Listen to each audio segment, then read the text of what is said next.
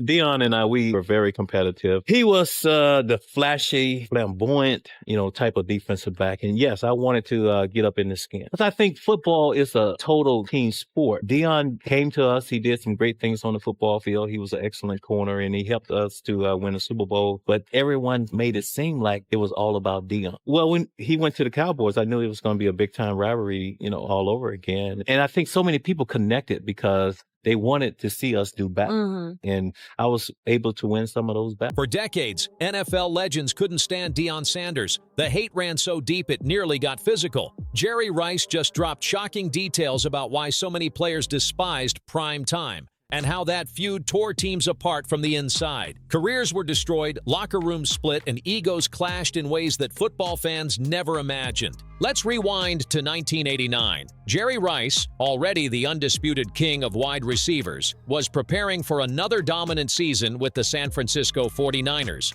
And both of you were fined $7,500. Basically, I guess they're saying that Sanders was the instigator, but both you guys were at fault, so you both got a small fine. By then, he had 1,549 receptions, 22,895 yards, and 197 touchdowns over 20 seasons. Pure greatness. But then came a storm that would change the NFL forever.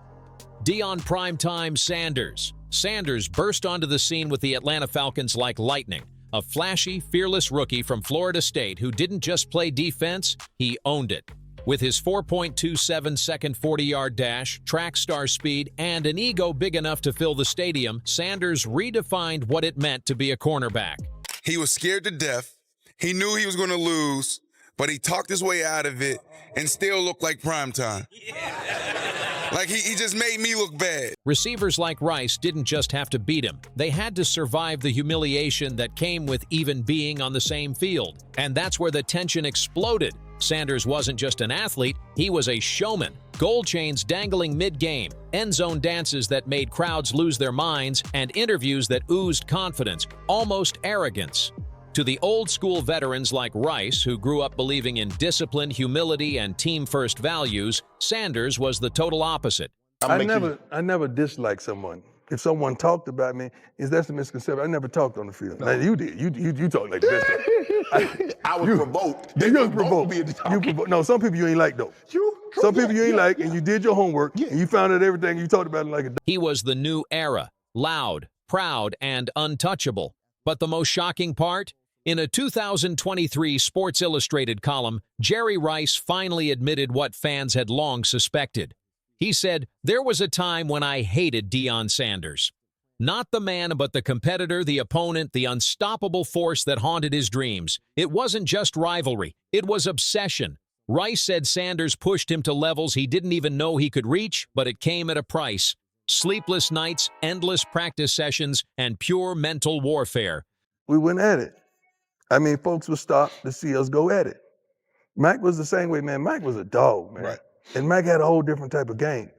And Jerry was too. Andre Rison was a dog. Right. Yes, I played with some guys that can go to work, and we went to work in practice. But Jerry and I, because of the previous battles, the practice against him, it was very interesting. The battles between the two were legendary. Rice would spend nights studying Deion's moves, crafting complex release techniques, double moves, triple cuts, anything to get an inch of separation. Every matchup became psychological warfare, and every play felt like a personal challenge. Deion wasn't just fast. He was unpredictable, cocky, and completely unbothered by the hate. With 8 Pro Bowl selections, 53 interceptions, and 8 pick-sixes, Sanders proved that showmanship and skill could coexist and dominate. He was football's version of a rock star, turning cornerback play into pure entertainment. To traditionalists, though, Sanders was chaos in cleats. He made veterans question their own relevance, their style, even their values. Jerry Rice admitted that every time he lined up against primetime, it felt like more than just a game. It was a battle between two worlds, old school grit versus modern flash. You talk about y'all and it ain't gonna be personal? You think I'm gonna let them doubt y'all and it ain't gonna be personal? It's personal for real. Don't want to hear no more talking. Let's do it. How about it? You got to feel that energy inside of you that we're coming. Oh my! Touchdown, Colorado! All you want is an opportunity to win. And darn it, I'm going to give you that. This wasn't just competition. It was pride, legacy, and the clash of two football philosophies. Rice, the perfectionist obsessed with precision, versus Sanders, the flashy rebel who made defense look glamorous. And the craziest part? Both men needed each other. Their rivalry didn't just fuel games, it defined an era. Even years later, Rice said that facing Deion Sanders kept him up at night. That's how deep it went. Not anger, but respect mixed with frustration. Sanders made Jerry Rice better, sharper, tougher, and in some twisted way, that's what made the rivalry so unforgettable. The truth? Deion Sanders didn't just play football, he changed it forever. And for legends like Jerry Rice, that transformation came with admiration, resentment, and one undeniable fact. Primetime was the only man who could truly get under his skin. And that's it. That's what he said to me after. He said, man, I had nothing to lose. Let's So bring I was out. like, yeah, I don't want to experience that again. Let's bring out Dorsey Johnson here. Yeah. Wherever Dorsey Johnson is. In one of the rawest confessions ever caught on camera, Jerry Rice laid it all out on Kevin Hart's Cold as Balls podcast, and he didn't hold back for a second. "I hated that guy, man. We couldn't get along," he said, his voice filled with decades of frustration. You could hear the pain as Rice described how Deion Sanders made every game feel like war, forcing him to prepare harder than any other receiver in the league. No easy Sundays when primetime was on the field. Every route, every snap, every second was a test. And the stats? They only tell half the story. Across more than 10 head-to-head clashes, not counting their brief stint as teammates, Rice put up 60 receptions, 1,051 yards, and 10 touchdowns. Impressive, right? But here's the kicker. Sanders picked off 4 passes in those same matchups, and his presence was so intimidating that quarterbacks flat out refused to throw his way. That's not just skill, that's psychological dominance. It was an awesome move. But at the same time, I'm telling you, man, you're 21 years old, you ain't been in the South. You like, I ain't going. You know, I'm not going down there. And, you know, years later, you become best of friends with Akon, best of friends with Big Meech, best of friends with, you know, all these just stars and entertainers, Deion Sanders, and all these people. So you don't know that coming. Even the best offenses crumbled when they realized Deion had one side of the field completely locked down. But what made this rivalry truly legendary wasn't just the plays, it was the culture clash. Rice stood for the old-school grind. Respect earned through work, silence, and humility. Sanders. He was the face of the new era, flash, swagger, and showtime energy. He didn't just play football, he turned it into entertainment. Gold chains, touchdowns with style, cameras always rolling. Deion knew the world was watching, and he played to the crowd every single time. This wasn't just football, it was philosophy. Rice came from a generation that believed glory belonged to the team, not the player. But Sanders saw the bigger picture. In the 90s, sports were evolving fast. Personality sold tickets, celebrations made headlines, and charisma turned athletes into brands. Sanders was building an empire while Rice was protecting a legacy, and both men knew it. The friction between them symbolized a turning point for the NFL itself, a war between tradition and transformation. Rice couldn't stand what Deion represented, but deep down, he knew Sanders was changing the game forever, and maybe that's what cut the deepest. Even Sanders admitted later that what they had was special. Their practice battles became events. Players and coaches would literally stop what they were doing just to watch these two titans go at it. Every snap was a showdown, every rep a statement. Beneath all that tension, though, was something powerful, mutual respect buried under layers of pride and fire. But Rice's hatred ran deep. In his Sports Illustrated column, he confessed, "I couldn't sleep the night before when I knew he'd be covering me."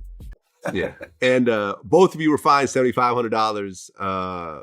Basically, I guess they're saying that Sanders was the instigator, but both you guys were at fault. So you both got a small fine. I mean, you know, in the movie, it's going to be real good, you know.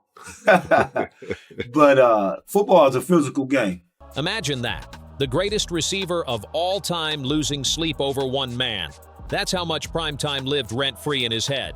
The irony? That same hatred turned into motivation. Sanders pushed Rice beyond his limits, forcing him to reinvent his game, sharpen his roots, and fight harder than ever. What started as rivalry became obsession, and what started as hatred turned into legacy.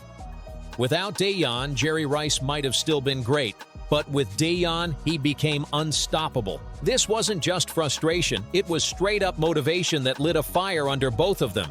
As Rice once said, their rivalry was proof that iron sharpens iron, and you could see that biblical principle play out live under those bright NFL lights. Other time is undefeated. And that's what's wrong with our old heads, man. That's what we call those guys. Every route, every interception, every touchdown was another clash between two men who refused to back down. But what Jerry Rice didn't realize in those early years was that destiny had one more trick up its sleeve, a twist that would flip everything upside down. That fiery hatred. It was about to be put to the ultimate test. Because soon, these two sworn rivals wouldn't just be facing each other, they'd be forced to work together. The year was 1994, and what came next nearly tore a Super Bowl team apart. After 5 seasons of locking down the league and tormenting receivers in an Atlanta Falcons jersey, Deion "Primetime" Sanders made the move that sent shockwaves through the NFL. He signed with the San Francisco 49ers, Jerry Rice's team, the same locker room, the same field, the same goal, but two men with unfinished business. This wasn't just a trade, it was a full-blown earthquake. Sanders wasn't coming in quietly either. This was a calculated move, a straight-up chess play. The 49ers had been haunted by back-to-back NFC Championship losses to the Dallas Cowboys. Their defense simply couldn't hold up against that air raid offense. Management knew they needed one thing, a game-changing cornerback who could shut down Dallas once and for all. And that man was Deion Sanders. But there was a catch. Bringing in Primetime meant throwing him into the same locker room as Jerry Rice, the very man who had spent years hating him. Imagine that, being forced to trust your biggest rival to help you chase the championship you've been dreaming about. That's pressure on a whole different level. The tension was thick from day one. Rice, known as the heartbeat of the 49ers, disciplined, humble, and laser-focused, looked at Sanders as the walking definition of everything wrong with the new school NFL. The chains, the bravado, the flash. Rice saw it all as disrespect to the 49ers' tradition of hard work and quiet excellence. He didn't just doubt Sanders' fit, he straight up questioned if the man could ever buy into the team's culture. And honestly, who could blame him? This was the same Deion Sanders who used to taunt receivers mid-route, who'd celebrate in your face after picking off your quarterback. Now that same guy was in your locker room sitting a few feet away calling himself your teammate. For Jerry Rice, it was emotional whiplash. He'd spent years plotting ways to beat this man. Now he had to depend on him. And the crazy part? The team needed Sanders to win. The 49ers' offense was elite, but the defense kept collapsing when it mattered most, especially against the Cowboys. Jerry had carried that pain, those losses, like scars, and now management was betting their entire Super Bowl run on the one player he never wanted beside him. The energy inside that locker room was electric, but unstable. Rice couldn't shake the tension, and Sanders walked in like he owned the place. Both men carried pride like armor, and everyone could feel it. From the outside, it looked like San Francisco was building a super team. But inside, it felt like a ticking time bomb ready to blow. And now, Jerry Rice found himself forced to trust the very kind of player he once swore he'd never stand beside. The irony was wild. The 49ers were literally betting their Super Bowl dreams on two men who couldn't be more opposite if they tried. Old school discipline versus new school swagger. The quiet perfectionist versus the walking highlight reel. It was a football marriage that looked doomed before it even began. Deion Sanders himself later admitted that his mind games weren't accidental. They were a weapon. He studied opponents, learned how to crawl inside their heads, and used psychological tactics to throw them off balance. That was Primetime's secret weapon, not just speed but manipulation. But now, instead of tearing Jerry Rice down, he had to channel all that energy into building the team up. That alone was a test neither of them saw coming. The cultural clash hit like a thunderclap the moment they stepped onto the practice field. Rice showed up early, laser-focused, already sweating before warm-ups even started. He lived in the film room, studying every corner, every pattern, every tiny detail like his career depended on it. Sanders, he'd stroll in with calm confidence, relaxed, joking, untouchable. To Rice, it looked lazy. To Sanders, it was just flow. Where Jerry saw arrogance, Deion saw self-belief. Where Deion saw uptight control, Jerry saw commitment. Two men speaking completely different football languages, but both fluent in dominance. The tension was real, but beneath it all, something strange started to happen. Magic. On the field, the chemistry clicked in a way no one expected. With Sanders locking down one side of the field, the 49ers' defense suddenly transformed overnight. Opposing quarterbacks were terrified to throw his way, giving the defense freedom to play more aggressively than ever before. Sanders brought swagger, confidence, and an edge that lit up the whole squad. Meanwhile, Jerry Rice was on fire. His roots were sharper, his energy higher. It was like Deion's presence reignited that competitive flame inside him. Knowing his old rival was now depending on him pushed Rice to another level. And in that unspoken rivalry, the 49ers found balance. One feeding off precision, the other off flair. The results were undeniable. Week after week, San Francisco tore through their opponents with ruthless efficiency. Their defense finally looked complete, and their offense was unstoppable. The locker room might have been tense, but on the field, it was pure synergy. Rice's relentless focus met Sanders' effortless confidence, and somehow, it worked. What everyone thought would be a disaster turned into domination. By the end of the regular season, the message was clear. The 49ers didn't just patch up a weakness. They'd created a monster. And through it all, the league was watching in disbelief. The two men who once couldn't stand each other were now leading the same charge toward greatness. The 49ers' gamble had paid off, at least for now, and fans everywhere could feel it in their bones. This was history in the making. Jerry Rice was still rewriting the NFL record books, but as the 49ers geared up for the playoffs, the tension that had been quietly brewing all season was about to explode in spectacular fashion. The setup couldn't have been more dramatic. It was the 1994 season finale, Super Bowl 29, the moment every player dreams of, the stage built for legends. The 49ers had finally taken down their biggest nemesis, the Dallas Cowboys, in the NFC Championship, thanks in large part to Deion Sanders shutting down their dangerous passing game. The city of San Francisco was buzzing, the dynasty looked revived, and the trophy felt this close. But just days before the biggest game of their lives, everything nearly went up in flames. The uneasy truce between Jerry Rice and Deion Sanders, that fragile, hard-earned peace, was about to be shattered. It all started when Sanders decided to break team curfew before the Super Bowl. In an era when discipline and focus were sacred, that was a major sin. Deion wanted to celebrate early, hit the party scene, and let off steam. But to Jerry Rice, that was the ultimate slap in the face. Rice had spent his whole career preaching about sacrifice, precision, and total commitment. And now, on the eve of the championship, his most famous teammate was out partying. That wasn't just bad judgment. That was disrespect. Witnesses say the moment Deion showed up after curfew, the tension in the room turned ice cold. Rice's face said it all. Years of bottled-up anger, resentment, and frustration boiled over right then and there. The man known for his composure finally snapped. What happened next has gone down in NFL locker room history. Players describe the confrontation as explosive. Rice and Sanders went head-to-head in a shouting match so intense it nearly turned physical. Words were exchanged, harsh ones, and the entire locker room froze. Coaches, trainers, even veteran players stood in silence, afraid to intervene. This wasn't just a fight over curfew, this was about principle. Rice was making one thing painfully clear.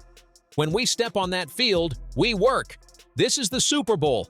That wasn't just a statement. It was a declaration of what it meant to be a champion. To Rice, Sanders' behavior symbolized everything wrong with the modern game. Too much flash, not enough focus. And to Deion, Jerry's outburst was proof of that old-school rigidity that never understood how he operated. Two football gods with two completely different playbooks, colliding days before the biggest game of their careers. The room felt like a powder keg ready to blow. Teammates and coaches held their breath, knowing the fate of the season hung in the balance. The entire 49ers dream, all the blood, sweat, and years of heartbreak could have collapsed right there in that heated exchange. But then, something miraculous happened. Instead of breaking the team apart, that confrontation flipped a switch. It forced both men to see the truth, that their intensity, their pride, and their passion were actually driving them toward the same goal. Sanders, for once, seemed to take Rice's words to heart.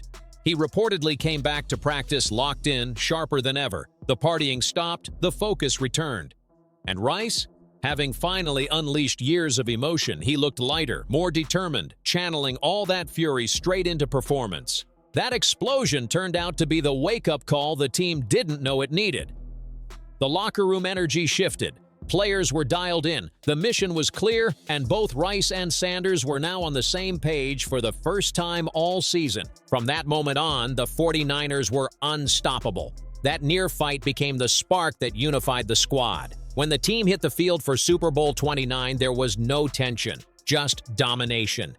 Sanders locked down the secondary like a wall, while Rice went on a rampage, catching 10 passes for 149 yards and 3 touchdowns.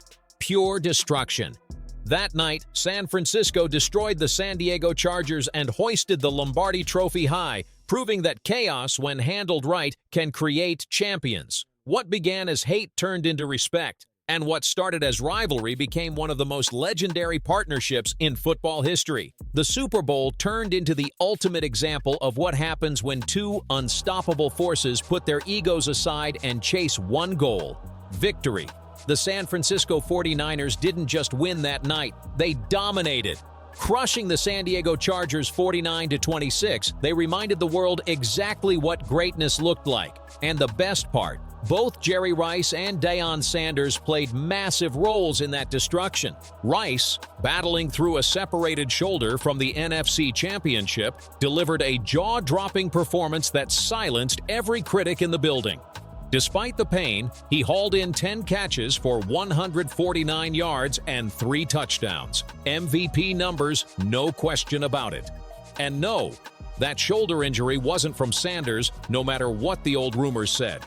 Rice went out there a warrior, turning agony into excellence. Meanwhile, Deion Sanders was a straight-up nightmare for the Chargers offense. His lockdown coverage smothered their passing game, forcing mistakes left and right. He brought a swagger and defensive backbone the 49ers had been missing for years, exactly what they needed to finally get over that championship hump. When the final whistle blew and confetti rained down, both men stood there with Super Bowl rings on their fingers, proof that even the fiercest rivals can find common ground when the mission is bigger than the ego. That victory symbolized more than just football dominance. It showed that mutual respect, even if born from hatred, could lead to greatness. But, as every fan knows, peace in the NFL never lasts long. Because once the celebrations ended and the cameras faded, both Rice and Sanders knew this chapter wasn't the end. It was just the calm before another storm. Deion's time in San Francisco was short-lived, and his next move would ignite one of the most dramatic twists the league had ever seen. In 1995, Sanders shocked everyone again, signing with the Dallas Cowboys, the very team the 49ers had battled fiercely for years. The same franchise that had kept San Francisco out of the Super Bowl in the early 90s. To Jerry Rice, it wasn't just a transfer, it was betrayal. Imagine it. The man who had just helped you win it all, who you finally learned to respect, suddenly joining your biggest rival for a bigger payday. To Rice, that move confirmed everything he'd feared about Sanders. Loyalty meant everything to Jerry. He bled for the 49ers, sacrificed his body for that logo, while Deion, in his eyes, was chasing fame, money, and headlines. And for the old-school legends watching from the sidelines, that move hit like a thunderbolt. It wasn't just about team switching, it was about the changing face of the NFL. Sanders represented something that scared traditionalists, a new breed of athlete who saw football not just as a sport, but as a business.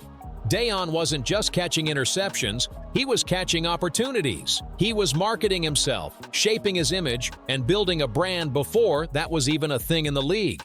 He understood what most players didn't, that charisma could be currency and individuality could sell just as much as talent. But to guys like Rice and many other NFL veterans, that attitude felt like blasphemy. They came from an era where humility was everything, where you let your play speak and kept your mouth shut. Sanders flipped that entire mindset upside down. He talked big, lived big, and backed it up every single Sunday. So when he put on that Cowboys uniform, it wasn't just a rivalry reborn. It was a full-blown war between eras. Rice versus Sanders, tradition versus transformation, loyalty versus legacy. To the fans, it was entertainment. To the players, it was philosophy. And to Jerry Rice, it was personal. Deion Sanders wasn't just playing football anymore. He was rewriting what it meant to be a football player. He was part athlete, part entertainer, part mogul. And that was exactly why so many NFL legends couldn't stand him. He was too flashy, too outspoken, too ahead of his time. But here's the truth. The same things that made them hate him also made him iconic. Primetime didn't just change the game. He changed the entire culture around it. And love him or hate him, that's why his name still echoes through NFL history to this day. Deion Sanders would later look back on that wild locker room confrontation and call it stupid and ignorant. But by then, the damage was already done. The scars ran deep, not just between him and Jerry Rice, but across the entire league. That clash had become the symbol of something much bigger. The battle between Sanders' fearless new school swagger and the traditionalists who just couldn't handle it. What made the hate toward primetime so unique was how misunderstood it really was. It wasn't just bitterness. It was fear, jealousy, and confusion all mixed into one explosive reaction. Deion wasn't reckless. He was ahead of his time. While others saw arrogance, he was actually building something visionary, a personal brand before the world even knew what that meant. Back in the 90s, that kind of self-promotion was almost taboo, but Sanders knew exactly what he was doing. He wasn't just playing football, he was shaping the business of being a star. Old-school legends couldn't see it then, but Sanders was rewriting the rules. His confidence, which critics labeled as cocky, was really business sense wrapped in charisma. He understood image, presentation, and timing like few athletes before him ever had. Deion wasn't just an athlete, he was a one-man marketing empire in cleats. Of course, that didn't stop the critics. Many veterans accused him of being selfish on the field, saying he didn't hit enough, avoided tackles, or cared more about flashy interceptions than gritty fundamentals. But those takes missed the point completely. Deion didn't need to throw his body around. His presence alone reshaped entire offenses. Quarterbacks avoided his side of the field completely, and that in itself was dominance. He erased half the field without breaking a sweat. Even Jerry Rice, after years of resentment, finally came to understand what Deion brought to the table. Time gave him perspective, and maturity turned hate into respect. In later interviews, Rice admitted that his so-called hatred wasn't personal. It was motivation. That rivalry pushed him harder, made him sharper, and forced both men to operate at levels few others could reach. Their story became a metaphor for the evolution of the entire NFL. What once looked like disrespect to the game's traditions turned out to be innovation in disguise. Deion Sanders didn't destroy football culture. He expanded it. He showed that athletes could be expressive, colorful, and unapologetically themselves, and still be elite competitors. Even Brandon Marshall once said that older generations of players often resist change out of fear of fading away, not because they're right. That fear of irrelevance, not arrogance, was the real root behind the old guard's bitterness. They just couldn't adjust to a new era where charisma, style, and personal branding became as valuable as raw athletic talent. And that fear, it's still alive today. The same kind of criticism once thrown at Deion is now aimed at his sons, Shadur and Shiloh Sanders. People say they're arrogant, entitled, or get preferential treatment. Sound familiar? It's history repeating itself. The truth is, they're simply carrying on the same fearless confidence their father pioneered, blending talent, branding, and business like pros. But the story didn't end in rivalry. Far from it. In time, Jerry Rice came to respect Deion Sanders, not just as a player, but as a man who gave back to the game. When Sanders became a head coach at Jackson State and later at Colorado, Rice publicly praised him for uplifting young athletes and creating opportunities at HBCUs. He recognized the impact, the purpose, and the legacy. Rice saw that Primetime's mission was never just about fame, it was about change. Deion's commitment to his players, his community, and his program showed the world that the Flash had depth. Beneath the gold chains and celebrations was a man who genuinely cared about shaping future generations of athletes. And now, in this modern college football world of NIL deals, transfer portals, and personal branding, it's clear Deion Sanders was right all along. His philosophy has won. Athletes today are not just competitors. They're entrepreneurs, influencers, and storytellers. Sanders saw it decades before anyone else dared to believe it. The saga of Jerry Rice and Deion Sanders isn't just about two NFL legends. It's a story about growth, understanding, and evolution. It's about how respect can rise from rivalry and how two different visions of greatness can coexist and even complete each other. Rice and Sanders started as enemies, became reluctant allies, and ended up as symbols of how far the game and its culture had come. In the end, Rice himself summed it up perfectly. Their rivalry was never about hate, but about two philosophies of excellence clashing for validation. Both were right in their own way. Both redefined what it meant to be great. And both left marks on football that will never fade. The truth is that hate the old guard had for Deion Sanders, it wasn't about character. It was about fear. Fear of change, fear of evolution, and fear of being left behind. Now, decades later, the same principles Deion pioneered, swagger, branding, individuality, have become the very soul of modern sports. So yeah, Deion Sanders wasn't just prime time, he was the future, and the NFL finally caught up to him. If you love this story and want to see more wild behind-the-scenes rivalries that shape the game, make sure you like, share, and subscribe, and drop a comment below. Let's talk about who you think changed football forever.